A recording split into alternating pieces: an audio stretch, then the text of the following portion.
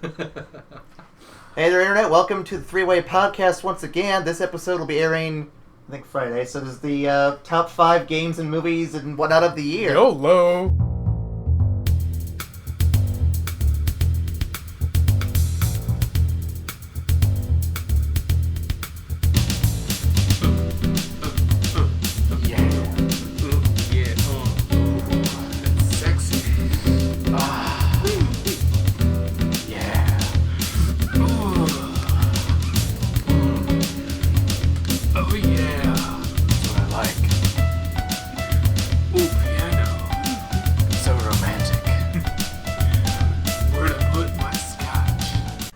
Joining me today, we have... Mike. And Steven, what's going on? Yep, it's Kruser. We haven't seen him in quite a long time. Nice to have him back, though. Yeah, I've been all over the place. I just got back from California not too long ago. That was pretty sweet. So how was California? Oh, dude, it was pretty nuts. It was, it's pretty packed. I mean, it's like pretty much like a can of sardines full of a bunch of people. Traffic's next. Kind of reminds me of Japan a little bit, you know? That was only once in a while. No, dude, we didn't Oh, run you're out into in Japan? I didn't know that. Yeah. Oh, that's tight. Where are you at? Yamanashi Prefecture for a little bit, and then we also went to Tokyo. Oh, sick. Oh, you both went? Oh, yeah, it was part of a class trip. Oh, yeah, like one of those like foreign exchange type programs. More or less, with yeah. Family, yeah. That's cool. It was pretty awesome. Yeah, I've always wanted to check that place out. Yeah, I definitely want to go back again someday. That'd be awesome. I don't know if I want to go back now because of the whole tsunami and stuff. I don't know how good it's looking, but... Well, I have a host whom I talk to every now and then from there, and they said that Tokyo, or not Tokyo, but Yamanashi, the one place we went to, they didn't really get much of anything there, yeah. You know. That's good. But a little off topic, we'll get back on here real quick. So yeah, top 5 games and movies of the year. Where do you guys want to start at? We can roll with movies first. Alright, Get to cool. the games second. So what game or what movies would you guys want to start with then? Do we just want to do like 5 each? We'll go back. Let's go in a circle here. We'll go clockwise. Well, do you just want to do each one movie at a time, or do you want to do the full list all at once? Oh, we'll do like you, like 1, 1, 1, 2. Yeah, we'll go around in a circle here. Well, I don't know. Problem with me, I don't really have a whole top 5 because I don't remember what all movies I've seen this year. Well, okay, in that case, you just have to go in any order then. Start pulling them out.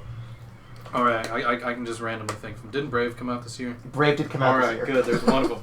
Okay, why do you like Brave so much? Give us a little bit of a spiel on that. Well, the story was pretty good. I mean, sure, it was kind of just like a, regular story that they do. But what's it about? I've never seen it, so it's pretty much about this girl of a family who, she's supposed to grow up and be the princess, do stuff princesses do. Yeah, okay. But her mother, wants her to grow up like that, and is overbearing, and she just kind of wants to do her own thing. Yeah. She's got mommy issues. Yeah, pretty much. And so she kind of, disobeys, and stuff happens, and then she ends up getting. Is it like one of those like action movies, or like a romantic comedy, or like a funny movie? Like, what would you say it is? It'd be kind of like a historical, like deep, dramatic, emotional movie, like directed by like Peter Jackson or some shit. Or Spielberg. Yeah, or Spielberg. It'd be like an adventure. Not really any romance going on, but There's a fair bit of comedy though. Yeah, comedy, and it did have a lot to do with like family. Okay. Because she gets her mom involved, of course, and yeah, there's like a lot of like deep messages and stuff. Yeah. Yeah. Okay. And then another reason I liked it is just Scottish accents. Scottish accents and kilts. Can't go wrong with that, man. Yeah. I would say Ted come out this year because that's probably one of the movies I'd probably pick. My top 5 is Ted. I just watched that, and that was the unrated version's pretty good. Oh yeah? Yeah. I have yet to see that one. So like, what all happens in there? Because I know there's like it's just about a guy and just like teddy bear, and then he's just like a dirty teddy bear that wants to party all the time, and he's kind of like the guy's kind of like the good cop, and he's like the bad cop. It's pretty funny, man. It's pretty good. Nice. A lot of dirty humor in it. I'll have to see that sometime. For me, I actually have an order kind of stuff. I actually planned that a little while ago, but for me, number 5 is going to be Skyfall, the new James Bond movie, because for me, it tried to do the same thing Dark Knight Rises did, where it's like the hero, the protagonist goes through all these trials to kind of see, if he can adjust to everything changing around him. And unlike Dark Knight, which in my opinion didn't go far enough with actually, killing anyone or making anything actually change. Yeah. Skyfall went the extra round. Like, we're going to get rid of this character. We're going to change everything you know about Here's my opinion, though, like, on Bond movies. Because I'm a huge Bond fan. And I love all the old Bond movies. And I like, is it Peter Bronson or Chris Bronson? James, oh, wait, no. Or, you know, like Pierce Bronson. Pierce Bronson, okay. I liked him as James Bond, too. The new guy, I think, shifted more to, like, action-packed type explosion in your face stuff. Where, like, he does feel more like an action kind of. And those movies are good. Like, I've seen Casino Royale and stuff, and I thought they're pretty solid. But how's that stack up compared to, like, is it more like Casino Royale, or are they more? I'll just put it this way: Quantum of Solace, everyone for the most part says it's kind of lackluster. This movie makes up for that entirely, and, a lot of people I've talked to say it's probably the best Bond they've seen ever. Okay. So. Okay. That's over his people saying it's the best Bond ever. Yeah, because my favorite part of all the Bond movies is, like, you know, he's in, like, that scenario where he's, like, handcuffed behind the chair. He's, like, the guy's pointing a gun at him. And he's just, like, that smooth cat, you know what I mean? It's still calm, but, like, manages to get out of the scenario, and you know what I mean? Then, of course, when he's, like, hitting on the women and stuff, it's like, that was always my favorite part, like, just the smoothness of how he was. So almost forgot. Nick gave me his top 5 list before I got here, so we'll go ahead and read his top 5. I don't know, I can't put any rationale behind it or anything, so I'm just going to read it off and we'll see where it goes. According to him, his number 5 movie is The Dark Knight Rises. I saw that too. I was actually going to say that was my next one. I thought it was pretty good. I mean, honestly, man, you can't beat the original Dark Knight. Yeah, that's a tough hurdle to jump over. I mean, that's a pretty high bar, just in terms of, like, all the. I mean, that's the best Joker you've ever seen in a Batman movie, hands down, bar none. I mean, that guy was, like, really good at it. And I don't know, the new one was pretty good. It was got kind of a little weird towards the end, like the beginning. The first half was pretty good, but then towards the end it gets kind of, like, dumb. I felt like there were some plot holes in it that could have been avoided. Like, there's one scene where they're trying to take the nuke out of the machine underground and everything. Yeah. And my thought was, there's a whole fail-safe system to flood the chamber so they can't even get to it. Yeah. Why didn't he just do it right there when he's at the console? Just end it all there. Yeah, because it's Batman. Could have solved everyone's problems without having to resort to the city being in trouble. Yeah, just some of the stuff towards the end just got kind of dumb. Maybe he didn't want to kill himself. But he knew the risk going into this. Come on.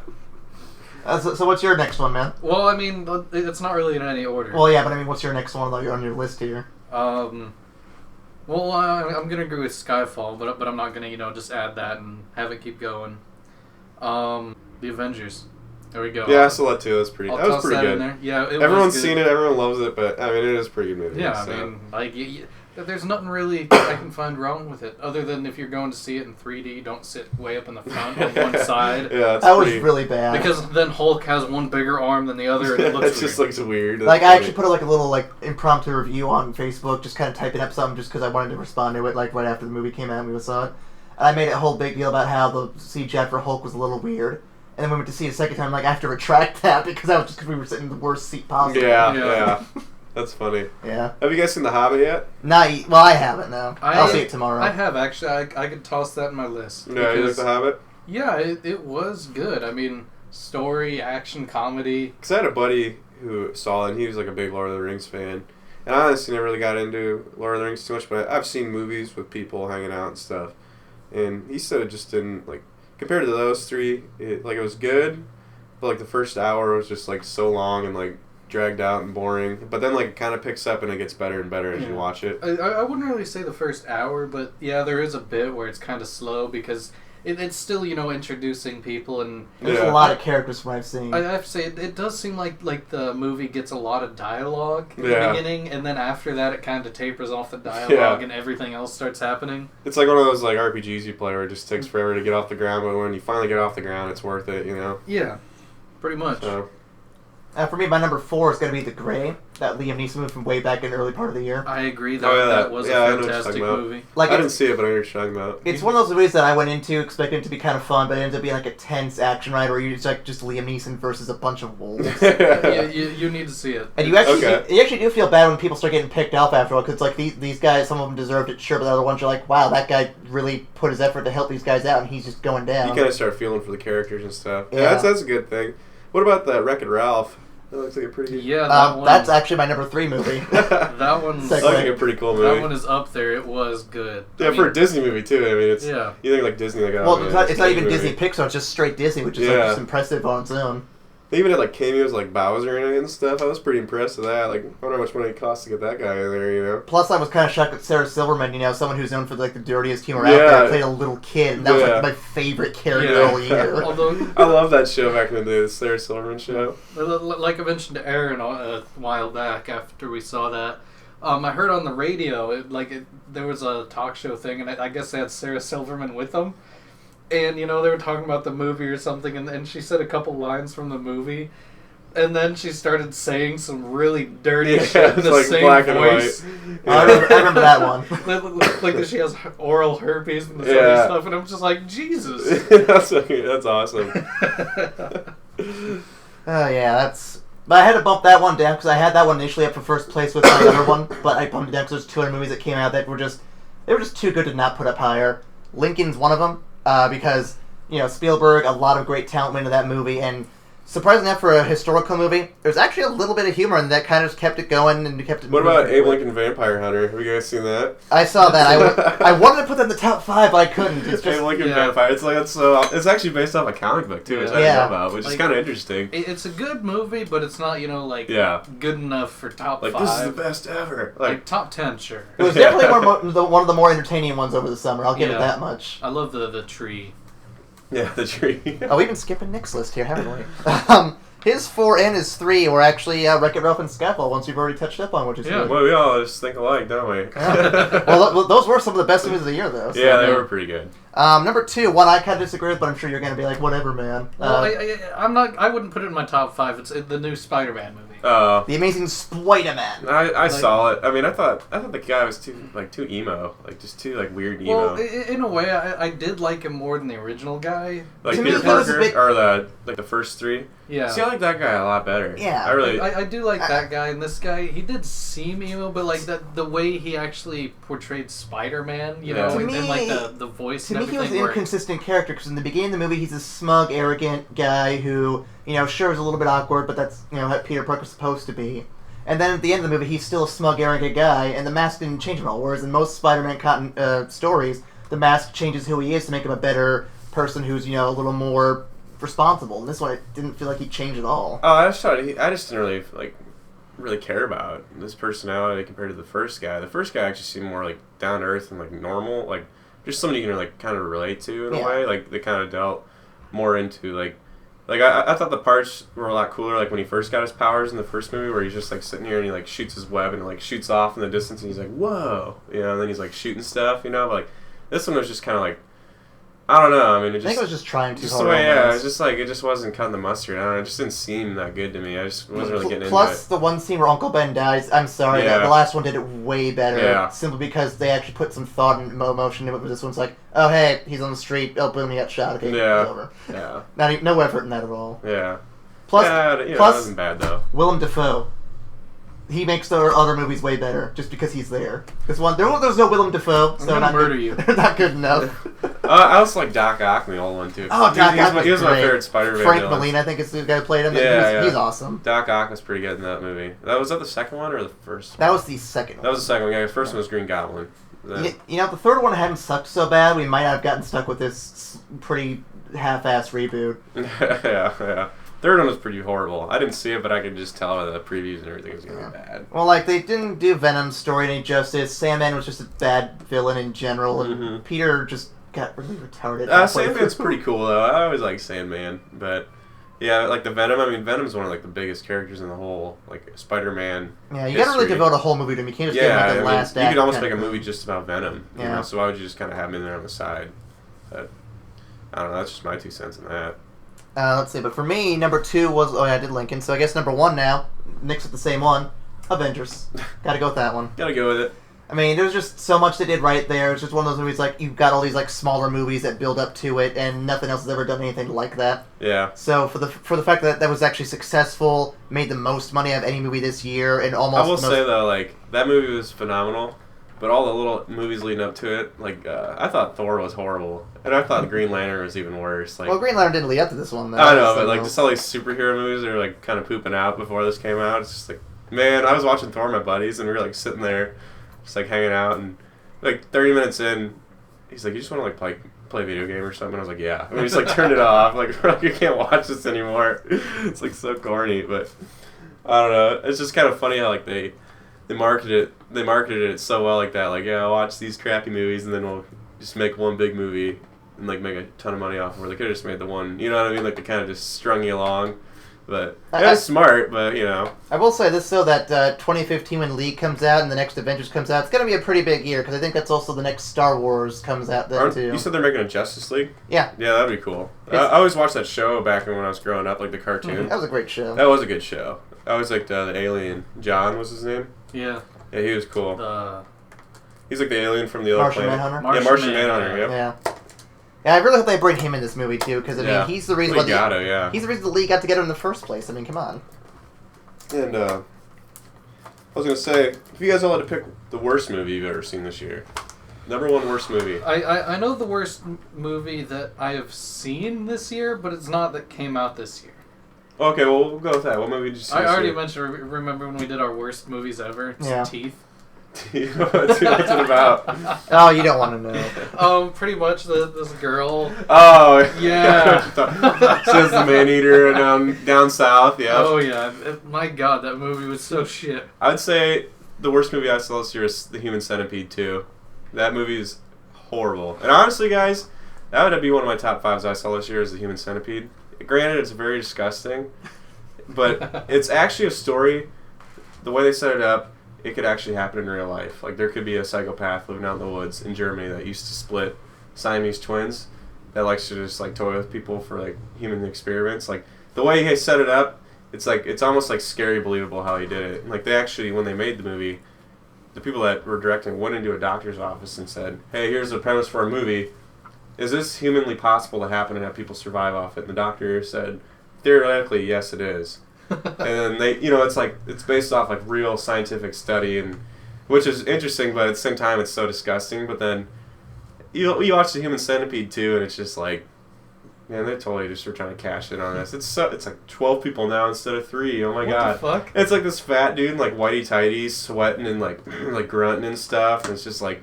It's just like it's totally about grossing you out rather than like actually having a story. Because the first one was interesting and like the way it ended and stuff, and I'm like, that was all right. Yeah, but granted, it's pretty messed up ending, but like it's all totally possible. Like the second one, it's like, how could you kidnap 12 people and not get caught?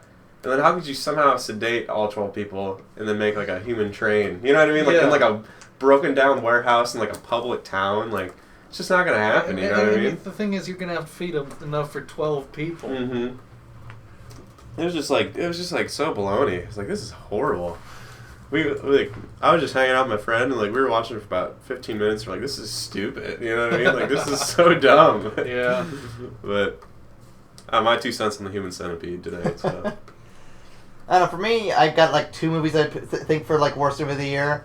One of which would be like the most disappointing one that I didn't expect to be disappointing, which was like Hunger Games. Oh yeah. Because I went into it thinking this is gonna be a fun movie. They put a lot of marketing behind it. It's based off a book. It's got to be up to at least Harry Potter. It's a good book too. I heard. I haven't read it, but I heard it's a good read. But I went through it and I'm like, this is just a really kind of boring movie. The aesthetics weren't great. The camera was shaky. The acting was all right, but not anywhere good. Yeah. It makes me kind of wish that more movies would follow the Harry Potter model of they put all this effort and work into it. Let's just follow that rather than do all this weird That's the thing half-ass stuff here. It's really hard to turn a book into a movie sometimes because you got to think like the author of that book spent years crafting every little detail, compressing like creative imagination into like 300 pages, and it's so hard to pull that back up into like 3 hours or like 2 hours even, or like cram it into like you're congesting all that time and energy into like 2 hours of movie. You know what I mean? It's just you got to cut stuff out that like those little details and stuff like that. It's something really hard to do. I mean, there's a few movies that I've done, like Harry Potter. I admit the Harry Potters, I'm not a fan of the series, but they are pretty good movies. I mean, they do actually keep your eyes on the screen. And, I'll say it again, Forrest Gump. It's good. It's a good movie. I love that movie. But other than that, those are a few examples, but it's pretty hard to, like, you see a movie that's based off of books, it's really not going to be that good half the time. Thing is, I mean, I like the Hunger Games, but the camera was really annoying. Yeah. Like that's really the only major complaint I have. Or what about when they made the the Doom game movie, like The Rock, like Rocky Maivia, dude. You know what I mean? It's just like. For me, that movie was funny. Yeah. And that's why I like it. Same story for Dragon Ball Evolution. Like, I know it's a bad movie, everyone hates it, but I find it hilarious. It wasn't that bad, because, I mean, it was fun. So it wasn't that bad. I remember watching, like, Mortal Kombat 1 and 2 with Goro. It's just a guy in, like, a rubber suit with, like, rubber arms. It's like, this is so corny, you know? But what were you going to say? But then the other movie for, like, worst of the year would be, like, the one that I was not surprised to be that as bad as it was, and it goes back to what we said earlier, The Amazing Spider-Man. Yeah. Like, I went into this year thinking, it's too soon for a reboot, none of this stuff really looks good. Yeah, it was. And then it comes out, and like, yeah, I sort of saw this coming. I mean, I didn't outright hate it, but I just felt like it was not what it should have been. It was, like, kind of, like, halfway where it should be. Yeah, that's the thing, yeah. It was just too soon. It was kind of like when the World Trade Center was attacked, and then they released that plane movie, was it Flight 94 or whatever? Mm-hmm. It's like, you know, it was like kind of too soon. It was like a year or two afterwards. It's like, you know, like why they're just trying to cash in on it almost. You know, it's just kind of dirty. Well, I know for the Spider-Man thing, it was just because they wanted to keep the rights to it over at Sony. But it's like, come on, guys. I mean, you're just filling out a checklist here. Maybe at least put a little more effort into it. Well, yeah, it's crazy how much effort. It's like, we need to keep the rights, so let's spend like millions of dollars making a movie. You know what I mean? That's how much money they got to throw around on stuff. It's bizarre. Yeah. And what's even worse is they gave the rights back to Marvel. You know they'd make a great movie out of it. I mean, look what they've been doing these past, 4 years now? Yeah. Yeah, it's just all about... That's the thing, too. I mean, I used to like Sony. Like, I had a PS2 for a while, and, you know, of course they got good sound systems and stuff, but just, like, the system over the years has just really been... just their marketing tactics have been really kind of pissing me off. It's like, I don't want to do business with these guys anymore. The biggest one that kind of was a deal breaker was when I bought Twisted Metal Black, or Twisted Metal Online. The new one? I was very disappointed in that game. I bought it like on launch because I heard it was going to be really good. And it could have been good. That's what sucks. It could have been so good if they would have spent like an extra 6 months like polishing it. But like the lock-on aim was just kind of off. I feel like a lot of games fall into that trap. You know where what I mean? It starts off all right, but then you just notice all the problems as you play more of it. Yeah, like just the balancing issues too. Like if they would have balanced the motorcycle, like you know you have low health, but you can do like one-hit kills and stuff. But if you're good at like driving, you can do a good job. But like they didn't balance it enough, so you might as well just be the big semi-truck ramming and stuff. You know what I mean? All the time. It's like that's the only way you're gonna win. You know. I personally like Twisted Metal 3. Just because that one was great. Yeah. I mean, I never had a problem with that. Yeah. And they kind of just abandoned the story and just went, like, you know, we got 3 little stories and then you just have this big online that's all about. And the biggest thing, too, is, like, with, what's his name? The guy on the motorcycle, the Grim Reaper guy? Can't remember his name. Sweet Tooth? No, that's the clown. Oh, right. Mr. Grim.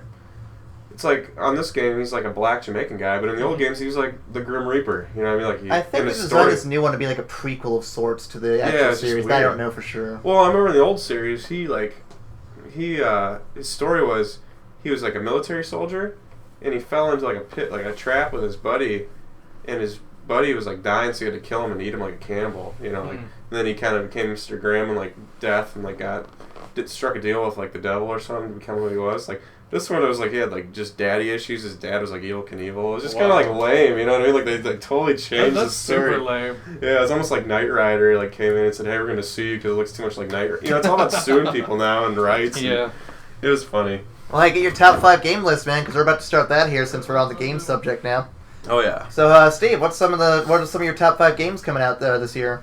Honestly, man, well, if I had to pick top 5 games this year, not coming out, but just in general. My 5th one's still got to be Team Fortress, just because, I mean, the game came out in 2007, and they're still supporting it. I mean, I think they released a new update this year, didn't they? The Man vs. Machine. They've had they've had like 280 updates on that game since it came out. I think it's got some of the most achievements for it too. If you look at that list, still going strong. I mean, the most bang for your buck. I mean, before it's free to play now too, which is now it's even more bang for your buck. Yeah, I mean, you might as well just pick it up. If you have Steam and just like first-person shooters in general, it's worth at least like picking it up and giving it a try. You know, it's a good class-based game. And yeah, they just added that Man vs. Machine. I mean, that's a whole new game mode. It's like a co-op. Yeah, it's pretty cool. I mean, pretty cool from what I've seen. It's pretty good. You know, it's a pretty good way to kill time. I mean, it does wear. I mean, it's fun, but it gets kind of old after. You know, it gets old kind of fast. But then you still got the multiplayer to keep you busy too. You can bounce back and forth, which is really nice. So, yeah, you know, it's like definitely that game. That's a good game to pick up still. One game I picked up this year that was pretty awesome was this RPG game I got on the Steam, Legends of GRIMROCK. Oh, yeah? Yeah, it's pretty much a game where you control a party of 4, and you navigate a dungeon, and it's all like, block-based kind of thing where it's like you move one space at a time as you're moving around. Okay. But you have monsters all over the place, traps, puzzles, and it's definitely a unique kind of feel to it. It's not my favorite game of all time, clearly, but it's definitely just one that's kind of fun just to pick up and go through the whole RPG style. Is it like one of those like indie type games where it's like $10 too, or is it it's like a full game? I did actually pick it up. It is an indie game, but I mean it's it's one of those. It's like Plants vs Zombies or some type game it's still a full on game, but I mean it was developed independently and it was on sale when I got it. It's like one of those like grassroots developers. I mean they got like probably 10 people in the studio. You know? Yeah. Those games are cool, and those are actually growing a lot lately. I mean, we talked about it on Tuesday, the Steam Greenlight. There's at least 40 games plus on there that have been greenlit or released. Yeah. And it's just like, I'm loving to see where it goes from here. Well, just jump back to Twisted Metal Clip for an example. The lead director, I was reading an article, after he made the game, he's like, I'm so disappointed in this game and how I was rushing to make it, and then he like just resigned from like the studio. He's like, I'm just going to go back to making like, I'm going to go try to find like smaller studios to just work with and make games like that, like what you were just talking about more often, because so you go to those smaller studios, you don't got like the pressure of deadlines and publishers. And publishers I think are the one thing that are ruining the industry. Like I don't want to say they're all bad because I'm sure some of them are actually doing good. Some are alright, yeah. And I know we're going to bring it up in the next episode of the podcast, but for the most part, they just have a lot of issues. EA, they're just oppressive in every aspect. Yeah. THQ can't stay afloat at all. Yeah. It's ridiculous. Well, like the biggest thing too, I remember back when like Rare back on like 64. Oh, I miss those guys. Oh yeah, I mean back then they were making like golden games, and then all of a sudden they just kind of fizzled out. It's like what happened. Well, I think what happens is they jumped over to Xbox and just stuff stopped happening. Yeah, exactly. I mean, you wonder if part of it's to blame for Microsoft, but you don't know. So. You don't want to say anything because you know for sure. Yeah. So, Mike, number 5 game? Number 5, that Mass Effect 3. It was pretty good. It was. I mean, the campaign, I haven't actually beaten it. But, I mean, from what I've played, it's pretty good. The gameplay and everything. The multiplayer, it's great. Sure, it'll get old, but they do keep releasing updates and adding new stuff. And, you can always go back to it because you have the game, multiplayer is free. Yeah. Is it pretty good multiplayer, though, or is it feel tacked on? Or does it feel like an actual... it does actually feel like something they put in there. It could use more variety. Yeah. Because as it is, I mean, you just do the same thing each time. I mean, sure, there's like little variations, but it's always just, co-op, fight off waves of enemies. Yeah. Yeah, that'd be pretty fun, though. It's not like deathmatch or capture the flag, it's just all... No. Yeah, co-op's fun, though, it's all co-op. Yeah. So. I guess I'll go on to the number 4 then for me. Spec Ops: The Line. You guys remember that one at all this year? I've heard the name, but inform me. It's one of those games that everyone looked at like, oh, it's just another Call of Duty, Battlefield kind of thing. Some military shooter. Yeah. And the story is you and your squad go into Dubai and are supposed to rescue these people who are stuck in a pretty shitty situation. Only to find out that it's not really what it seemed. It ends up being, I'm going to spoil it for you, but it pretty much says it on the game box, but it's like a Heart of Darkness kind of thing, where the guy in charge of the military there, the U.S. Occupying military, has just gone nuts in there. And they've taken over the city, they're hurting people, all sorts of terrible stuff. So you have to go in there and take care of that. But the thing is, there's a lot of choices that you have to make throughout the game that are just sort of like shitty situation versus even equally shitty situation. Yeah, it's pretty much, good, the bad, and the ugly. Like, you got the bad and the ugly, you take your pick. And it's one of those ones that you just kind of look back on, it's like, there's just no good way to go through this game. Yeah. I wouldn't say it's fun, but it's just an oppressively bleak story that... Yeah, it kind of makes you think that, like, man, if I was in this situation, what would I do? Yeah, it's really dark, yeah. And the funny thing is, despite all the choices you make in the game, none of them really matter. Because there's one part of the game, it doesn't spoil too much, or some of the big stuff, but there's a part in the game where this guy asks you to help him take these trucks filled with water that, supplying the city and just drive them out of there. Yeah. You don't get to make a choice there. You have to go with them. Mm-hmm. But after the whole situation happens, the trucks crash. The guy who you asked to help you is stuck under one of the trucks in the crash, and you have a gun with one bullet. He asks you, to shoot him to get him out of his misery because he's about to catch fire, or you have the option of just walking away and not doing anything, let him suffer. And in my opinion, it's like, if I had the option to begin with, I would not have even gone through this stupid bullshit. It's like they make you, and the option they give you is just really more of a, which makes you feel better, giving this guy punishment or letting him suffer. Yeah, it's like welcome to hell, you know what I mean? It's like, geez. And like the whole game's just full of those kind of things. It's got a lot of metaphorical irony and stuff going on. It's just, like I said, really dark and one of those ones that's really worth every penny. So I'd say get it if you can. Okay. For me, Darksiders 2. My friend was telling me about that game. He said he loved it. What's that even about? Well, it's kind of like the first game, because the first one's about war and the apocalypse, kind of started early because of some shit. And in the second one, it takes place after the first, and war is... imprisoned, right? Pretty much imprisoned, and Death is trying to, absolve him of his crimes. So it's like God mythology type stuff? Kind of, it's the Four Horsemen. Oh, okay. I think it is based on a comic series, if I recall. Oh, okay. It's kind of different, it's not like the actual Four Horsemen. Yeah.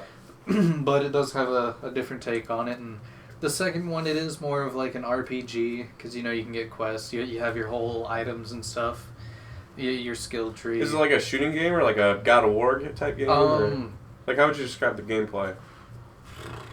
A little bit of everything? There's not really shooting. I mean, you have a gun, but it's not like, From what I've been told, the Darksiders games are very Zelda-esque, where it's like just kind of a third-person action game, and there's some like items you collect to help you get to places and do stuff. I wouldn't really say Zelda. Like I said Zelda-esque. I said esque. There are some items that you need to continue, but it's not like you have to stop, go to some dungeon, get it, come back, and continue. It's just kind of you get it and then you keep going. Yeah.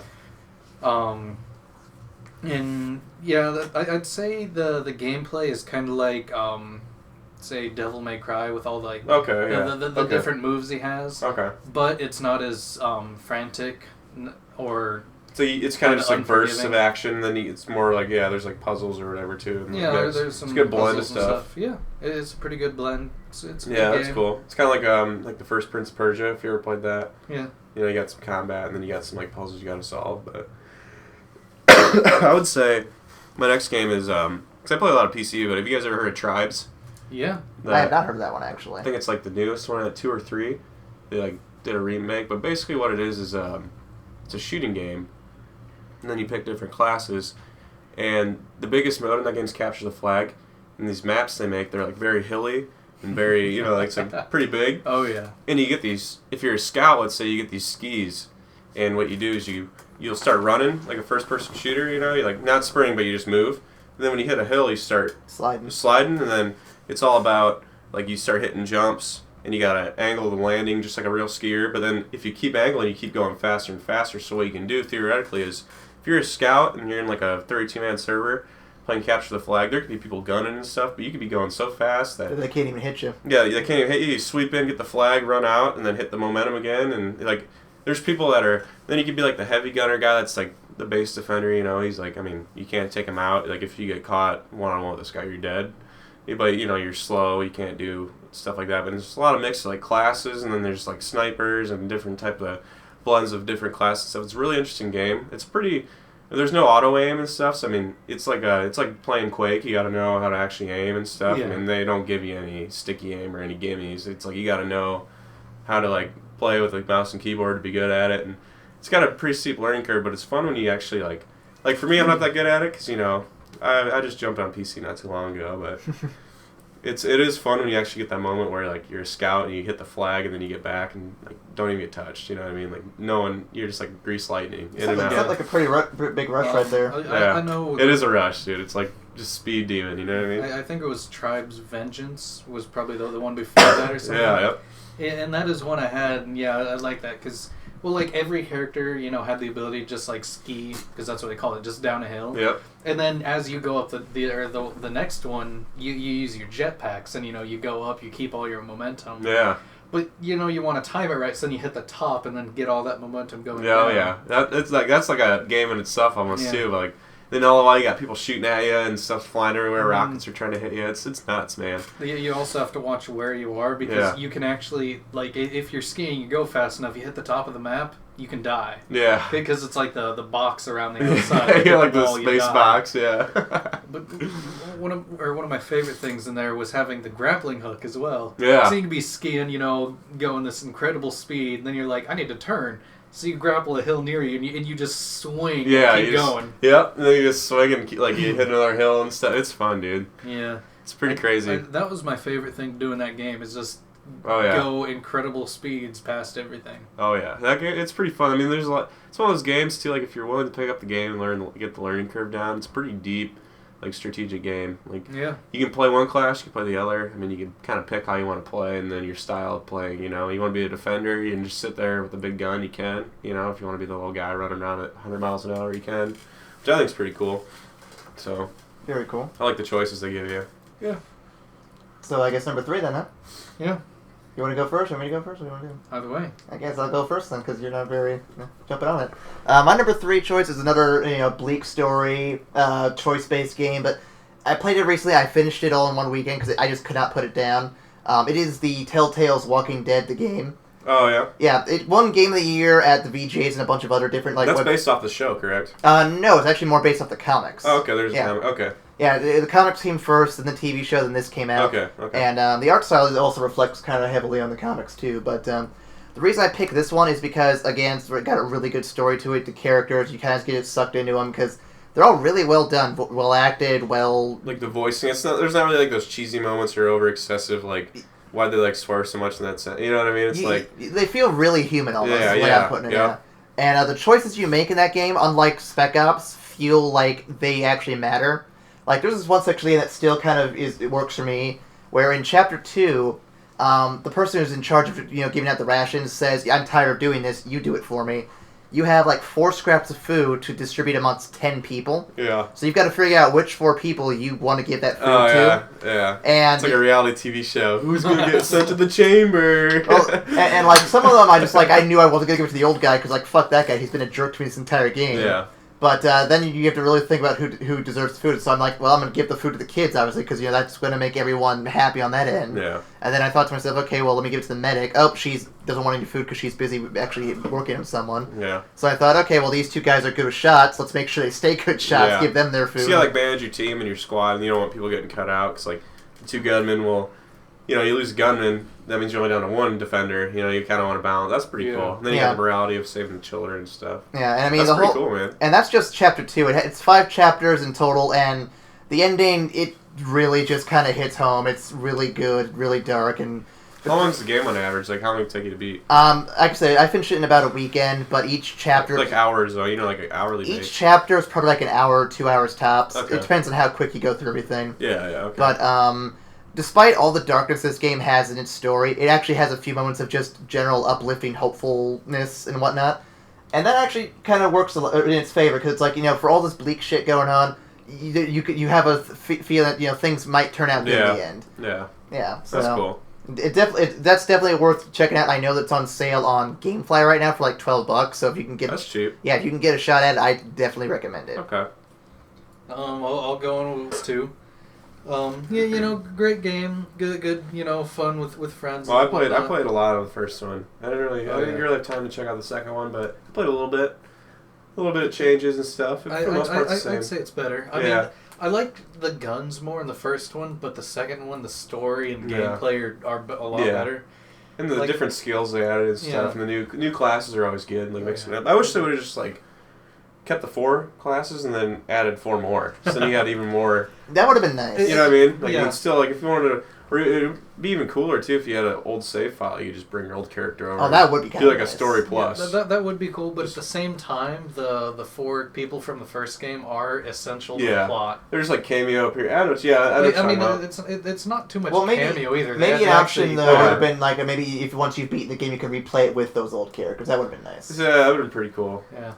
But the story is like a lot better, and there's a lot of fun moments because it's Borderlands, and there's some references to other games. Yeah. But they had a Minecraft. They have a Minecraft. I saw the Easter egg video for that. That was pretty cool. Yeah, that's pretty funny. Well, one thing that really made it a great game was the villain, Handsome Jack. Yeah. Just because like he is one of the best villains I've seen in a game, because like.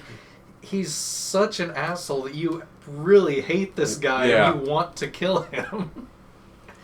Just from all the things he does throughout So the thing the for me, though, too, is like when I popped that game in, after playing like so many hours of Borderlands 1, I was just sitting there thinking like, man, I gotta grind all the way back up to 50, man. Like, starting this all over. Like, it just would have been nice, like, if I just could have ripped my old save from the old game and just like at least start with that character to get guns for like a new character. Because like once you have a character rolling, I mean, starting new characters like easy, you just co-op it in, and then have him sit back, and then you just shoot everybody for him, and then level him up. That's like the funnest part. Is like, because I remember like the funnest part is when you capped out. You could reset your skill trees and then just try different styles of play and then figure out what you wanted. And then going online was fun too. So yeah, like because in Borderlands 2, you actually can just reset your skills whenever you want. Yeah, that's what you just pay like a little bit of money. How about the online? I remember in the first one, it was like it always had like a 2-second delay when you played. Did it was always so hard to actually. You couldn't drive. Yeah, you couldn't drive in that game. But now, it is a bit better. I mean, is it more tighter online? Sure. Yeah. Well, it is, and it's a lot easier to connect. But if someone's lagging, then they're lagging. You're gonna see it. Especially if I think it helped though. You're trying to drive, then the next person, or maybe the laggy person's trying to drive. You're on a gun, and you're just going. You're just warping all over the place because your driver's lagging all over the place. Well, I want to say it helped too that they decided for Borderlands 2 to go straight to Steam and not have to do the whole GameSpy thing on top of Steam. Yeah. Right? So, I just remember like on the old one, it's like I can't even play online. I mean, because it was like you'd be driving and then you turn right, and then it's like, oh, now I'm turning right like a second later. You know what I mean? It's just like I can't. I'm glad they at least fixed that. But you get a laggy person, you're gonna get that all the time. Some dude from France, it's like of course it's gonna lag. But that's my story in Left 4 Dead almost all the time. I always run across someone who's lagging. It's like you're getting fucked up. Yeah. I was thinking we should play that at some time. we should probably over the break maybe. I love Left 4 Dead, dude. I like the original one a lot. Original one's got the better atmosphere, but number 2, I like the gameplay a lot better than that one. Yeah. Just gives you more stuff to do. Yeah, that's true.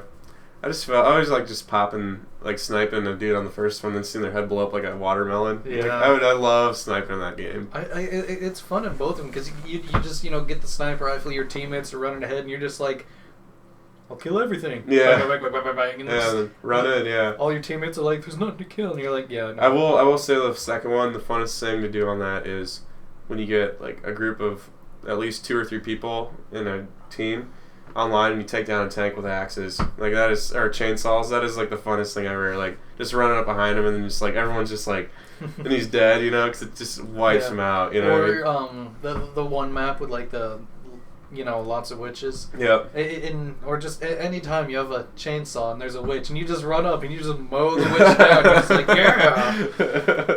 Yeah, that's what I liked about that one a lot. But yeah, I don't know. All right, so what about your third game? I don't know if it's coming out this year, but it should be coming out. They said summer, then fall, then Christmas. So it's probably gonna come out like next summer. Mech Warrior Online. It's supposedly gonna be free to play.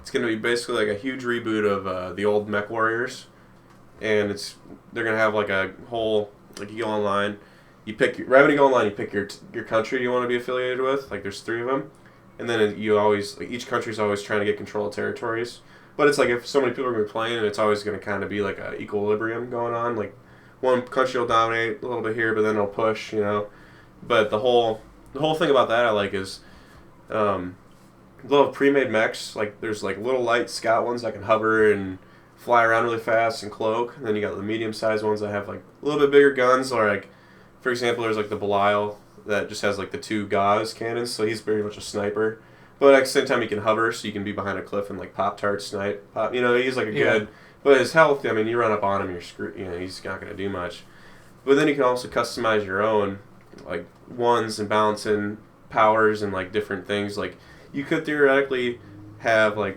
a mech with like 6 Gauss cannons that could one-shot somebody, but at the same time, if you're not like standing in water, keeping yourself cool, when you shoot that off, you're just gonna overheat and explode. So it's the whole like balancing of like your armor. And they're even saying too, like if you like let's say you have a bunch of armor on your chest plates, but no armor on your legs, someone could with their mouse could shoot your leg out, and then your leg will like fall off, and you'll be like falling over on your side, and you can only like just sit there and shoot until they blow you up. Like it's that realistic. Like they can blow your arms off, and like it's like it's all about like balancing out like your armor versus like your firepower, and, like how much money you want to spend, and the weight and different like more weight you have, you're just gonna be like a slug, Like I think whenever this game comes out, I'm gonna drop everything. Yeah, it's pretty, and it's one of those games too. It's very like. Some people would say it's boring. I mean, it's definitely not Call of Duty, but it's really fun. Like when you figure out like the whole way the flow of the battle goes. Like the funnest thing, I remember I used to play a lot back in the day, and I always played the Loki. So like a lot of guys will play like the big dude and just sit in the back and pick people off, and that's good.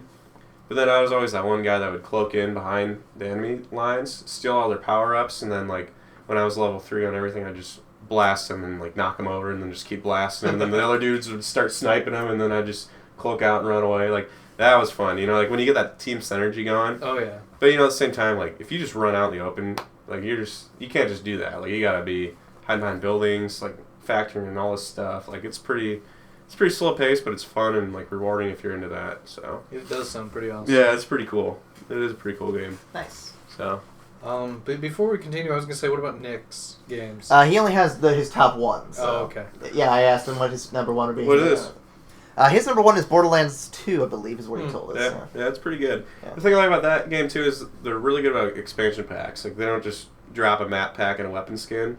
I mean, they actually make you a full expansion pack. Yeah, it costs you a couple extra bucks, or you can just wait for the Game of the Year edition to come out if you really want to. But they give you a story, they give you more weapons, they give you, that's what I liked about Borderlands a lot. Yeah, when it came out, you could actually get the season pass. Yep.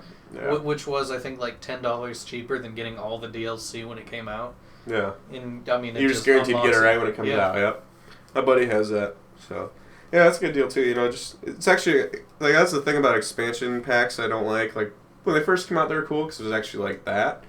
Then you get like Call of Duty or like a lot of games just started figuring out, hey, we can just make 3 map packs, 3 maps, charging $15, and they're gonna get it. You know, like then they started milking that out, and then it's like you still have a game to this day after all that. Crap, it's like, no, we're still going to make a good expansion and get your money's worth. See, I like the idea of expansions because it replaces the old idea of episodic gaming where it's like we release a new small portion of the game every year, but instead it's like, instead of we release the main game, then every so often we'll release like a small little addition to it. You build upon it. Yeah, you build upon it. Like, I wish more games would do that just because, I mean, how often do we need another Call of Duty when we could just like release this expansion? Like, here's your next single-player campaign because the multiplayer's not going to change anyway. Yeah. I remember back when Call of Duty actually had a good campaign. Like, you actually played in World War II, and it was, like, pretty crazy. And it was, like, this is, like, the most realistic game I've ever played. And then, like, now it's just, you can just tell. I mean, granted, Black Ops, I think, should get an honorable mention just for if you're a Call of Duty fan or you're into that. Because I personally, like, I couldn't play it on my own, but if I'm chilling at my friend's place drinking some beers, hanging out, it's a fun game. And you pass the sticks every match and build up getting guns and stuff, and you have your favorite gun you play with. But they really did update this one, like, changed kind of the shooting mechanics and gun balance and stuff like that. It is a lot more tighter than the last, like, especially Modern Warfare 3. I wasn't really a fan of that. I mean, compared to that, it really is a step up. So if you are into Call of Duty and you're thinking about getting it, I'd check it out. I have to say, a game back in the day that was really awesome, for shooting and stuff, Delta Force Land Warrior.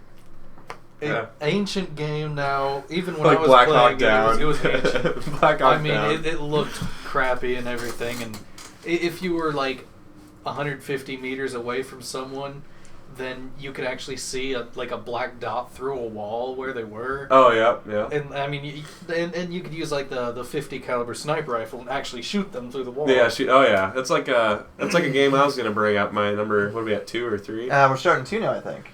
Oh, I mean, this isn't Game of the Year. I'm just mentioning it because I know. Back in the day, it was a fun game, and it didn't have all this aim assist and everything. It's just your gun, bullet drop. Yeah, it's like Quake. There wasn't wind, but I mean, it's like if you're trying to snipe someone from like 800 meters out, you gotta be aiming a little higher up and then let the bullet fall. Yeah, and they actually had the scopes where you set the scope to the distance, and then it'll automatically do the bullet thing, but you still have to aim ahead really far. Yeah, that's crazy. It was a fun game. So my number 2 game though is Counter-Strike Global Offensive. That was pretty interesting. It is a pretty good. I mean, for the money, $15. You can get it on Xbox, PS3, or Steam for your computer. And the cool thing about it is it's all 3 systems they can all play online together, so you can be playing someone from PC. Oh, that's actually really cool. Or Xbox. They've done that with a few games. I think they should do that more often. I think it's mostly because it's done by Valve. They did the same thing for the PS3 version of Portal and Portal 2 is what I mean. Yeah. And then here they're doing it with Global Offensive, is it Global Offensive? Yeah, Global Offensive. Yep. Yeah, I'm glad they're doing it with that too. It just shows that that they're trying to evolve. I think they should, level. And a lot of people are complaining like, "Oh, mouse and keyboard is always going to win." And no, I've seen people whoop people's asses with analog sticks. I don't care what you say. Like, if it's that big a deal, you can't use. If you know how to play well, you know how to play well. I mean, just because you can turn around quicker doesn't mean that I'm in a better position than you. I can just shoot you in the head because I was waiting for you. You know what I mean? Like I know how to play better. I know, you know. Maybe you can whip around quicker, but I can whip around quick too, and at the same time. I mean, if I'm already, you know. Like I can be used to, you know, just how long to hold it this way to just headshot. Yeah, I mean, granted though, it's a glorified update for $15, but it is pretty fun. It's worth it, isn't it? It is pretty fun walking through like Office again and playing that map, or like Dust and Aztec. Like those are like some of my favorite maps. I have seen some gameplay for it. I know there's actually like a what is it, a custom game for it called Trouble in Terrorist Town. Oh yeah. Where it's like a mystery game where like one or two guys are terrorists. They go around killing everybody, and everyone's got to figure out who they are and kill them before they all get killed. And I was watching some Let's Plays of that, and it looks like the most hilarious, fun thing ever. No, the best thing too, and I did it one night when I was on the new game, but back in the day, knife fights. Knife fights. Knife fights are the shit. I like, you know, games, like gun games, like Battlefield 3 even. Well, not so much that, but like Battlefield 2142. Or 1942 is the one I remember playing too. Delta Force Land, where you had it, where it's just, you know, knife servers, and you just go in there, and everyone uses their knife and just tries to win. Well, I like it too because it's not a game mode, but it's just like it's a cult game. Like someone shouts out knife fight. You know, it's kind of just like an honorable thing to do. Like everyone, we're doing a knife fight this match. You know, like no questions asked. We're just doing it. Like I'd love to be the guy though who like everyone shout knife fight, I just shoot all in the head. There would be that dickhead. I've done it a few times too. I'm not gonna lie. Or you know, it's like you know, you're like, dude, let's have a knife fight. And, you know, you both start running at each other, and you just like shotgun, bang. Yeah. Oh yeah. Yeah. I've done that. Oh, I remember in 2142. There was a server I played in a lot that was pistols only. Like, you could knife, but it was mainly, like... You might as well use a pistol, no guns, explosives. I mean, you could use your, like, ammo and health little kit things. Yeah. But it's just, everyone just has their pistols, and you're not really supposed to go past a certain point. Yeah. And so it's just, you know, you have a ton of people just usually gathered at these spots just using their little pistols. Oh, dude, the funniest thing, too, is we used to make totem poles with, back in Counter-Strike, it was called a totem pole. It's when you get, like, 4 guys... And then you all get shields, like riot shields with a pistol, and then you all stack up on top of each other and make a totem pole. So like someone will come back to the spawn and there'll be like 4 dudes on a totem pole just like shooting at you. That was the best, yeah. That was you know, there's like that's what I like about Counter-Strike so much. It's like so many little like you gotta play the game to actually understand some of the lingo and the stuff like that because people just do like dumb shit like that. You know what I mean? And they brought the 12 gauge back, which is still you can literally snipe at that gun. Like you can sit there with like the 12 gauge on a roof and just like pump people and like hit them in the head. You know what I mean? Like that's what I love about that game. Like it's not gonna kill them. Like you know, like 2 or 3 shots to the head will kill them. But you know, you can still like if I'm up here and like you're like 200 yards away, it's like a real gun. I'm gonna hit you with the pellets. You know what I mean? Like yeah. And you gotta have some skill to play it. You know, like you can't. That's the thing. You could be one person on the team against 5 or everybody else that just wiped your team out, and you could still win. Like if you know what you're doing, you could still win. The same thing on the Land Warrior game, but. The thing was fun because some of the guns kind of sucked. Like the AK-47 was not all that great. Yeah. But there's like the joke guns, like the underwater assault rifle. Pretty much sucks. I mean, it's almost completely silent. And it's great underwater because you know it's one of the only ones that work underwater. But you use it on land and you're just killing people with the underwater assault rifle, and it's so shitty because in that game, you know, most things kill someone in one hit. You know, it's because it's like kind of realistic. Yeah. But this gun doesn't always kill them in one hit because it sucks so bad. Yeah, but if you do, it's like, oh, you just got killed by the underwater gun. You suck. Anyway, that's Counter-Strike for me, guys. Number 2. Number 2 for me is gonna be. You're gonna call me a fanboy. You're gonna call me a casual gamer, maybe. But you know what? I went into this game having fun with the whole racing aspect. I had a lot of skill involved in it. You know what? I still go back and play because it's actually a lot of fun and challenging, surprisingly. Sonic All-Stars Racing. Fanboy. Whatever. I you know, it was pretty good, though. Yeah, like, what's even funnier is I played the game. I don't play as Sonic. I find his character not as fun in this game. Because he should be running. He should be in a car. You play as all the other Sonic characters. I play as every other character because I find them more entertaining. But the thing is, it's just a solid racing. It reminds me of F-Zero GX for the GameCube, where it's like just it requires skill and knowing how to play the game. F-Zero is a pretty good game. I like that. Oh yeah, it's definitely a good one. But it's definitely better than what you get with, say, Mario Kart. Mario Kart, where it's just nothing but gimmicky bullshit. Which nothing against it. It can be fun. It's just I prefer my game to have a little more skill required to actually get through it in one piece. Yeah. Well, my biggest gripe about the new Mario Karts is when you be racing. All right. You got like 3 mushrooms, you boost away, like you're a mile ahead of everybody. Somehow, some way though, you always end up getting hit by a blue shell right before the finish line. Somehow, some way though, Yoshi will pass you and you get second place. Like, I hated that. Like, that happens so many times in our Let's Play. You gotta watch our Let's Play of Mario Kart. I ended up winning at the end, by in one total. fucking point. But the thing is, it's just throughout the whole thing, like half of my wins, I take it from the leader. Yeah. Like not always blue shell, but it's just last minute. Somehow I take it. Well, the one on the Wii, that's what I noticed. And I was like, man, I'm just gonna get blue shelled. Except for the last track where you fell off of the Rainbow Road at least 6 times in a 30-second span. Yeah, I think I got second. You still got second. Because the other guys did it too. And I was like a mile ahead of everybody, pretty much. That's because you had played it before. The last time I played Mario Kart Double Dash was maybe a year ago before that. You had still played it before. You know I've heard a lot of people say Double Dash is like the best Mario Kart. Like, there's like a hidden like cold of people that say like, no, Double Dash, dude. Like, I prefer that one. Double Dash out of all of them. The controls are better than what they are on the Wii one. The Wii one's a little bit loose, and the N64 one I can't play without getting a headache. So. See, I'm still Super Mario Kart all the way. Like the Super Nintendo one, like that is like the best Mario Kart ever. Like, hands down, bar none. It's tough. Why do you get a headache from the 64 one? It just looks shitty as all. I didn't mind it. I mean, I think that's the first one I played. No, it was pretty good. I always thought it was funny, though, when you get, like, the Infinity Mushroom and you like, can just keep boosting. Okay, so you boost past, like, Bowser in second, and you keep boosting for, like 30 seconds, but somehow Bowser's still right behind you, like, on your, like, ass. Well, that's because his top speed's higher, so we can eventually catch up to Not only that, but a lot of racing games actually have something where if you're in the lead, the computers will actually get better. Yeah. Just to keep the intensity of it going, yeah. I mean, your max speed could be 200, and their max speed is supposed to be 100. But you pull ahead, and all of a sudden they're just accelerating, beyond what they should. And you're just like, well, they get a jet engine? Well, it's funny you bring that up because in Sonic All-Stars, it seems like they were always really pretty fair in terms of like skill. Like they were sometimes better than us depending on the difficulty, but for the most part, they were pretty evenly skilled the entire way. You're a big Sonic fan, right? What gave you the hint? I love the profile picture on your Facebook too. That's classic, dude. That's like I'd keep that one for a while. That's like that made me laugh. I'll have to put that one on the video just so you know what you got it, man. That was hilarious. But did you ever play Sega CD?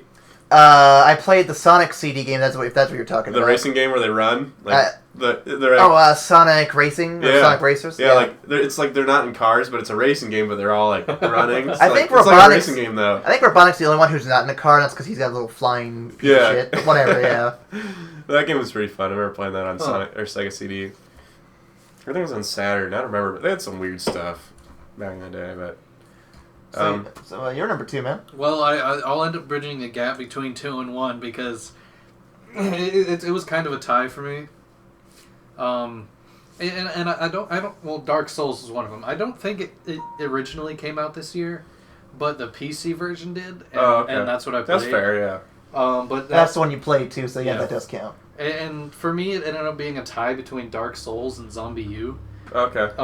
Zombie U is that fun, eh? I will say Zombie U is also my number 1, so we'll probably talk about it a little bit here. You guys should go into that one. I want to hear about that game. I'm going to start out with Dark Souls. One of the main reasons I liked it, and a lot of people are like, "Oh my god, it's too hard."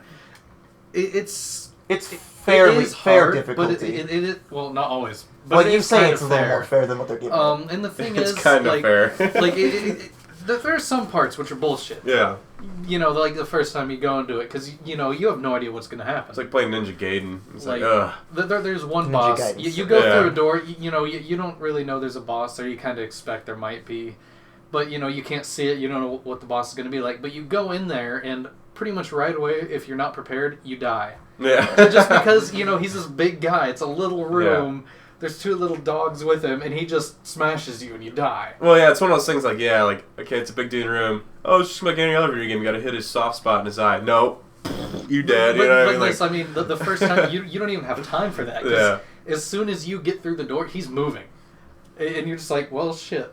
But as you go through the game, you get better at dodging, blocking, learning how to play the game, pretty much. Yeah, just learning how to play the game, and the learning curve. It's not as steep as some games I've played, but it is pretty steep, and it remains steep the whole time, so you have to keep getting better. Yeah. Which is cool, because it's challenging. They don't make games like that anymore. Yeah. It's like I remember playing Contra Hard Corps, one hit, you're dead, you know what I mean? Like, you don't dodge all the bullets flying at you, you're dead. Why did you start over? One of the great things, you can, die multiple times on a boss, just keep going back, and then when you finally beat him, because, it was so hard, you actually feel like you accomplished something. Yeah, it's like, yes! and like, throughout the whole game, it's like... It's like not failing a class. Yeah, each time you beat something you've died at, it's like you just accomplished something. Yeah, it's almost like you lost because you deserve to lose, not because they cheesed out on you. The one thing... A lot of people have said that that's like the worst PC port of a game ever, because it kind of is. Yeah, I think Halo probably is. Well, Halo 2 was really bad. Yeah. When this came out, you couldn't really change the graphics options much at all. The resolution was stuck at really shit. It was just like a port. All the controls, straight port. Yeah. Even if you try to use a controller, unless you have the 360 one, it's not gonna work. Yeah. But luckily, there was a mod that got released instantly, because the guy had already been working on it beforehand, that made the resolution look pretty good. Well, actually, look great. So you gotta go find a mod online. Yeah, but I mean, it was easy because the guy had already been working on the whole mod API beforehand. Okay. And he just had to tweak a couple things when the game got released, but within 3 hours, it was out. Oh, I gotcha. Hey, that's what I love about PC games is, even the best PC games out there can always be improved with a mod or two. Almost all of them. People literally do the work for you. I mean, Yeah. You know what I mean? Like, you can find... If the game's good enough, you're gonna find a mod for it that'll fix, a problem you're having, Even if it's not that good of a game. You just gotta know, the thing I noticed too, if you're a complete idiot about computers, you look at a computer, I just surf the internet, stuff like that, PC gotta know to go into, toolbars and know what this kind of means, and some people just don't even want to deal with that, so that's what's nice about not having a PC, but yeah, if you know what you're doing, you can max it, you can have an optimal performance, know what you're finding, mods, everything's a lot more freer and cheaper, you know what I mean? It's ridiculous. So I guess we should talk about Zombie U a little bit then. Well, let's get Steven's number one. Well, before going to number one, my friend, I was out in California, and he was playing a game called Arma. Oh, yeah, the Arma 2. Oh, that's... No, but he had this mod for it, right? Yeah, Daisy. Yeah, we played a little of that, actually. Yeah, no, he's obsessed with that game, and I was I thought it was kind of cheesy, but, once you start watching him play, it's... The funnest part about it is, once you die, you're dead, and you lose all your stuff, but, when you get your stuff built up, or, you find a rifle... And then it gets really tense. Yeah, well, this whole everybody knows that they can die in 2 hits, and everyone knows they can shoot each other, and everyone knows they don't want to die. So everyone will find a bunker, and then it's kind of they'll have this a dude will stumble across and they'll be drop all your guns, come into the base, and we'll let you in, and we won't kill you. And you can be all right, yeah, I'm not gonna shoot you. Some jackass, so many jackasses will get on and be I'm just gonna shoot you all, Yeah. So you kind of form these alliances, and it gets to this point where it's I like that gun that guy got, and I'm feeling safe in here, but you really like that sniper rifle. So then you can just shoot him in the back, and just take it. It's this whole betrayal. Yeah, trust thing. It's pretty much do you want to trust him? Can you trust him? Is he gonna betray I've heard you? some pretty great horror stories on there too. Some guys will just join in, and they'll be new to the whole experience, and they'll be taken in by these guys who just abuse the shit of them. We're taking all your stuff, you're gonna follow us, and all this stuff. My buddy was having that problem, but then he did actually run into a guy once that was no, man, if you just go to this website or YouTube videos on map weapon locations and stuff, it's one of those games you gotta actually get on YouTube, do a little find research. an instructional, do a little research, come in prepared when you start the game, because you could be sitting there for 5 hours playing this game and not know where anything you're is. You finally get set up, and then all it takes is one bullet from a jackass to kill you in 2 seconds. You know what I mean? Well, not only that, or a horde of zombies that get pretty not bad. even a horde. If you're unlucky, you can get 1 or 2 that you don't notice, and you're dead. In that game, I remember the most bullshit thing that happened to me in there. We found a lighthouse, me and Aaron. Oh, I remember. That was hilarious. And we're let's just sit in the lighthouse. I don't even remember if we had a gun at the time. I didn't have a gun, clearly. Let's sit in the lighthouse and chill. We're just up in the lighthouse, and I'm laying down up top. and I turned to, look, because I'm still laying, and my leg breaks. I'm just laying down on the top looking out, and I turn, and my dude's leg just snaps. Yeah, see, it's kind of glitchy, but once they figure that... And I'm what? I do know they're releasing a standalone version of DayZ here in the next year or so. That'd be cool, yeah. Hopefully it'll be more polished up and feel like its own thing. Yeah, because it's pretty popular. A lot of people are into that game. It looks, it's not much, the graphics and everything, but it's just the whole like what I was just talking about. It's so addicting, like, you know. Yeah, that, and it's like, huge build-up. It's super realistic, like, because you need food, you need, yeah. I think you need drink as well. Yeah. You need to be able to stay warm, because I know you can get sick in that game. You need med pack, like, you know, there'll be like comm chats where like he'll be talking to somebody, like he'll bump into somebody and like, hey, dude, you got a syringe? Yeah, you got a med pack? Like, my leg's broke. Yeah, here you go. Like, you swap stuff and it's like, and then it's like, oh, see you later. You know, they go their separate ways or like they team up for a bit. You know, it's kind of fun, like that whole. If you get stuff like that going, but you know, you're always gonna have a jackass. One thing, like sometimes, you know, you could just be like sitting in a building. You're like, all right, I got a good spot. I'm gonna wait here for a minute. Let the zombies wander away, and then you just notice some guy running around in the town. You're like, what's going on here? And then he comes into your building and he's like moving around. You're just like hiding. You're like, he doesn't know I'm here. Yeah. And you're just waiting. You're like, I can kill him and take all his stuff. One thing I wish you could do in that game is maybe set up a private server or something where you can play with just people you know.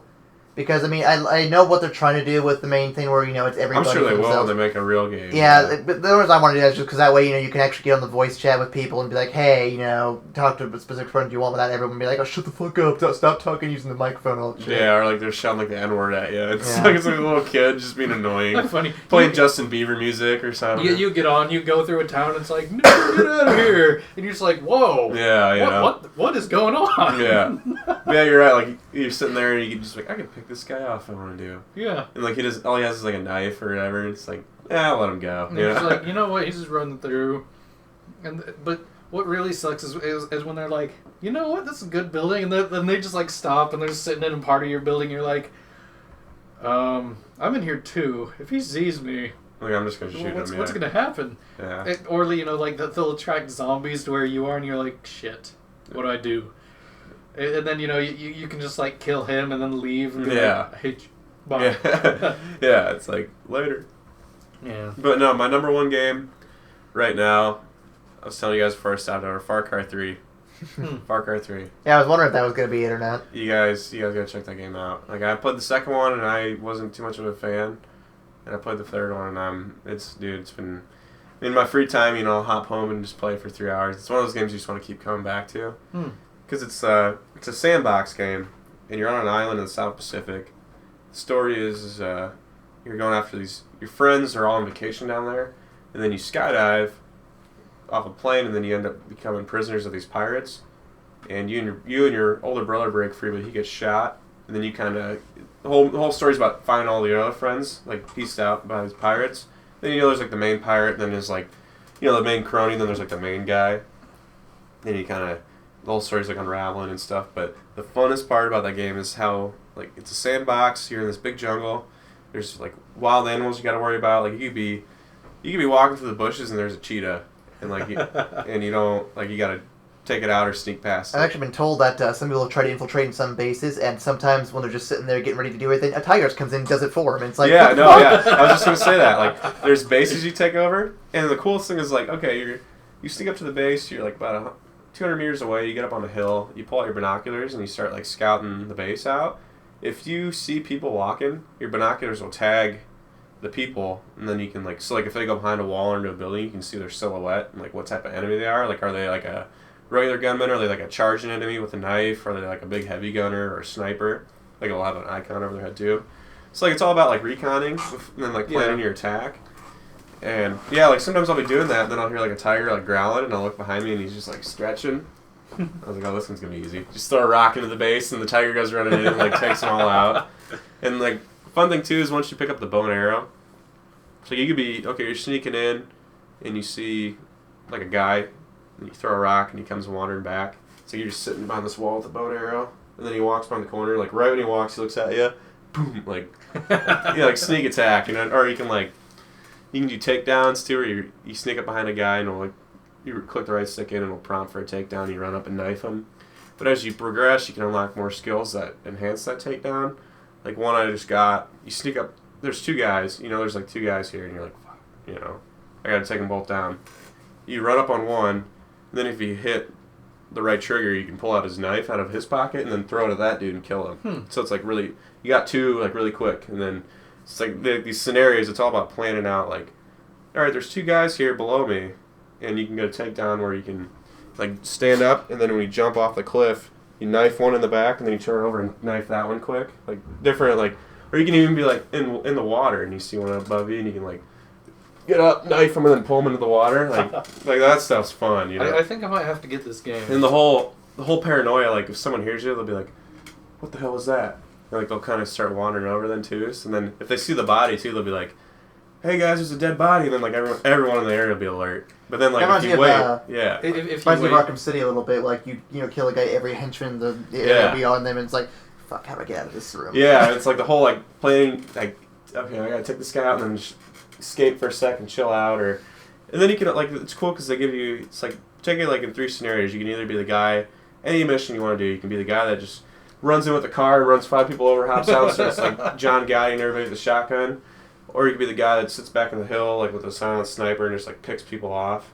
Or you can be the guy like where you run in and take down people and drag the bodies back like Splinter Cell. Like it's really cool. And then, like I said, you unlock takedowns. There's 3 different branches of skills. Like one's more focused towards like health regeneration and like you can one of the last skills you can take down a heavy dude just by stabbing him in the back. And the heavy guys, I mean, the only way you kill them is if you blow them up with a missile.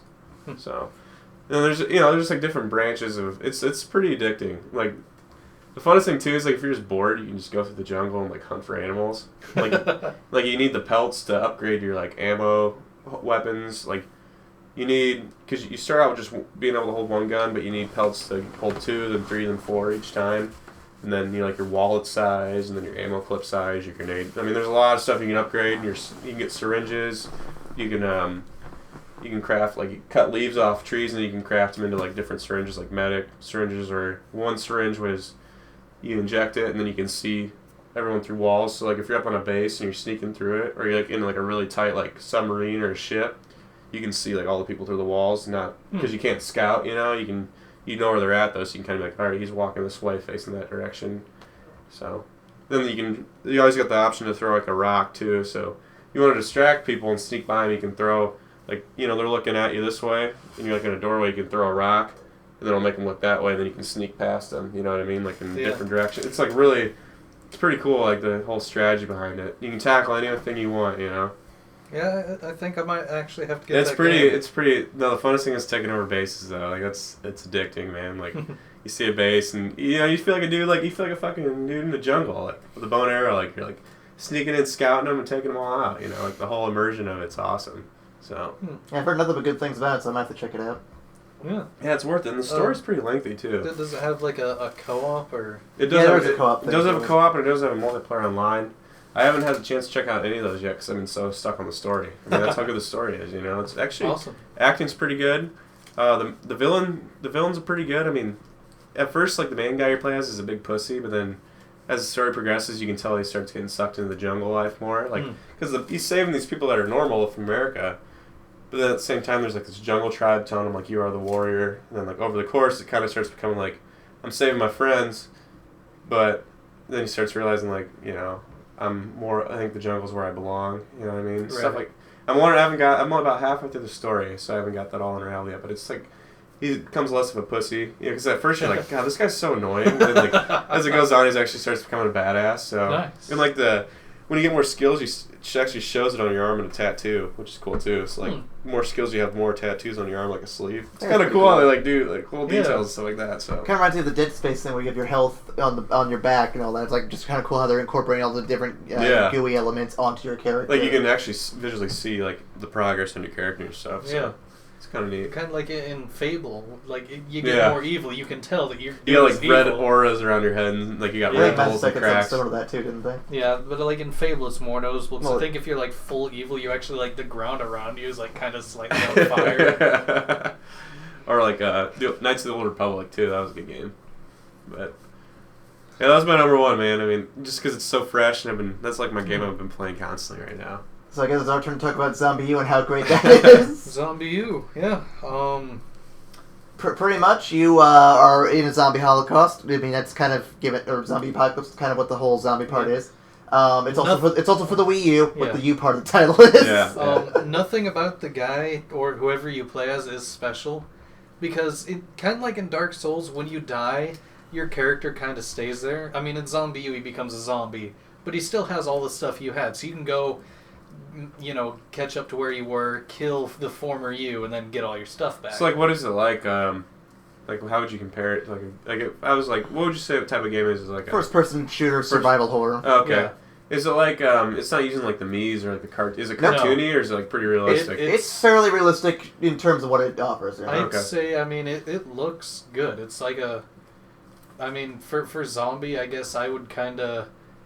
It looks better than the Black Ops 2 zombies. Okay. Because the graphics I think look better than that. I'd say it's below the level of Left 4 Dead, but only because Left 4 Dead has way more variations of zombies they can use, whereas this game has a lot smaller amount. But it still works. Yeah. It does that, but like in zombie, I don't know how far I am in zombie. I know you're further than I am. So I don't know what more types. Is it like a start to finish type game, or is it like you can keep going? There is an ending. Yeah. I just don't know where it is. Because we've died so much. Yeah. There's one mission early in the game where after you've gotten supplies from a grocery store, you have to defend the safe room that you're kind of working from a wave of zombies. And I lost maybe 2 different characters on that one mission, whereas this guy lost like 3 or 4.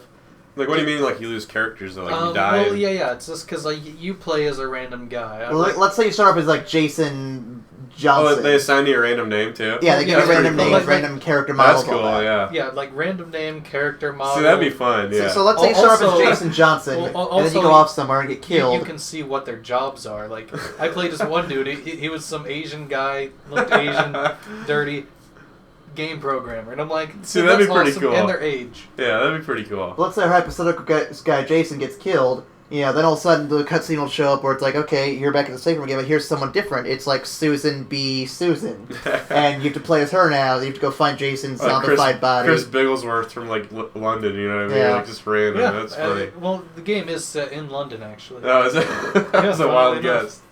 Actually, a lot of the characters are American too, because some of them are likely tourists. So that'd be funny though, like. Just being randomly assigned a name. That's pretty cool. I like that concept. Because it's like, I guess I'm Joe Schmo. And it's one of those games that when it first came out, I'm like, it's just going to be another one of those tech demos like Red Steel was for the Wii back in the day, where it's like, it's not going to be very good. Just going to be showing off the controls and nothing else. But they put the controls into the game in a very intelligent way. They didn't do anything too much, and they kind of showed it off enough where it's like, you feel like this could be how most games should do it. That's the thing about Nintendo that I worry about, though, with the Wii U is, if you look at, like, the Wii, if you notice, like, all the best games that came out on that were made by Nintendo, but, like, all the third-party games just got, shitty reviews. Like, they just didn't know how to, like, improvise. Like, Nintendo knows what they're doing because they made it. Yeah. But, like, it's hard to give a third-party, like, here's our brand new thing, like, figure out how to use it, This time around, I feel like they got that under control a bit better, because this is a good example of a third-party developer making a mature-rated game for a console that's been not known for any of that stuff. Yeah. And doing a great job. Yeah. And I know the demo for Rayman Origin, or not Rayman Origins, but the new Rayman Legends game, everyone's saying that's pretty good. I played Assassin's Creed on the Wii U a bit, and that's solid altogether. And I'd love to see what other developers could bring to the table. I know that Gearbox, I know that, who's the developer? They made Gears of War, right? No, Gearbox is the guys who did Borderlands. Okay, yeah, that's right. I know those guys and some other developer I read about recently, I think it was... I can't remember. But a couple developers already said they won't develop they won't develop games they already released for the Wii U. They'll make new ones because they don't know how to incorporate certain ideas into the system. It's like you shouldn't have to think of ideas to incorporate into it. Just port the game over, and you don't have to do much more than that because it still functions as a regular controller just fine. I mean, you need to go any more beyond that. People will feel cheated though, because it's like, oh, my controller screen's just sitting here saying like Wii U. But I wouldn't feel cheated because Borderlands 2, for example, if it came out with the Wii U, I actually might play it on that because it's something different. At the same time, though, I think Assassin's Creed, same thing. It doesn't really utilize the gamepad, I think. The only thing it does that you can, with use of the gamepad, you can move the game from the TV onto the gamepad. Oh, really? Yeah, so if someone wants to play PS3 or watch TV, it's like, hey, have at it. I'm going to play my game some more. That's pretty cool. Yeah. I mean, that's a pretty cool feature, but it'd be nice to, like, it's almost like if people would just port it over and then just make the gamepad the start menu button. So you just hit... Like, if you really want to, you could just hit, like, start on the gamepad and pause it, or you could just mainly, like, pick your inventory on the fly. Well, the one thing I mean, if you needed to pause and think, you could do it, but if you just want to do it quick, you could. The one thing that made me really enjoy Zombie U was how the user interface, the maps, the health, ammo, everything, all on the bottom screen. The health is actually also on the top one. Yeah, but you only see if you get hurt. But, everything else is, everything for the most part is on that second screen. So it's, like, full screen, just like you and a gun. Yeah. That's cool. It adds a lot more immersion. And I think other games that they got ported over here, like Borderlands 2 or anything like that, Just do that. That looks incredibly simple. Yeah. Keeps everything out of the way. You can even make it so that way you can just move your menu items around when you're got downtime. Like if you or even just make like a start button to pause it on that. Yeah. I mean, that'd be straight enough for me. I think the most exciting thing about that game too, the system is when they make driving games, because I heard how they're gonna do it too. Like if they make a driving game for it, you could be like Mario Kart would say, okay, your big screen's like you looking forward. But then in real time, like your bottom screen's your rearview mirror. So I you think could be I like, read something about you how could be like looking like a real car, like you're driving and you're like looking behind you and stuff, like seeing that dude coming up on your ass. And you're like, oh, I gotta swerve to cut him off, or like. I think it's funny in racing games. They always have that rear view look, and I never use that. See, it'd be cool if they finally actually like it's Have like a your reason to rearview use mirror. it. Yeah, it's your rearview mirror. Yeah, that'd be really neat. But honorable mention for games coming out too. I don't know if you guys ever played this, but Dreamfall Chapters. I think I heard of it. Yeah, I think I might have heard of it. That's gonna be worth checking out when it comes out. Basically, it's not too intense. It's more of like a journey exploration game.